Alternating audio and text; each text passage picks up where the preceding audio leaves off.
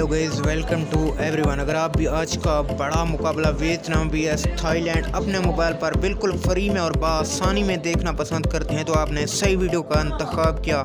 जी हाँ दोस्तों, मैं आपको सिंपल और सादा सा तरीका बताऊंगा जिससे आपके मोबाइल पर अभी लाइव मुकाबला चलना शुरू हो जाएगा। लेकिन उससे पहले आपने 2 स्टेप फॉलो कर लेने हैं। इस वीडियो को लाइक करके चैनल को सब्सक्राइब और इसके साथ बेल आइकन को ऑल पर इनेबल कर देना है। कमेंट सेक्शन में फ्री मैच लिख देना है और दोस्तों आपने ये भी ज़रूर बताना है कि आज का बड़ा मुकाबला कौन सी टीम जीतेगी। कमेंट सेक्शन में ज़रूर बताएं और आपने ये भी ज़रूर बताना है कि आप कौन सी टीम को सपोर्ट कर रहे हैं। दोस्तों आपने लाइव कैसे देखना है, इस वीडियो के टाइटल पर क्लिक करके डिस्क्रिप्शन में चले जाना है। वहां पर आपको लाइव मैच की लिंक मिलेगी। मज़े के साथ एंजॉय करें। इसके अलावा अगर आप फेसबुक पर देखना चाहते हैं तो थाईलैंड के ऑफिशियल चैनल पर चले जाएं।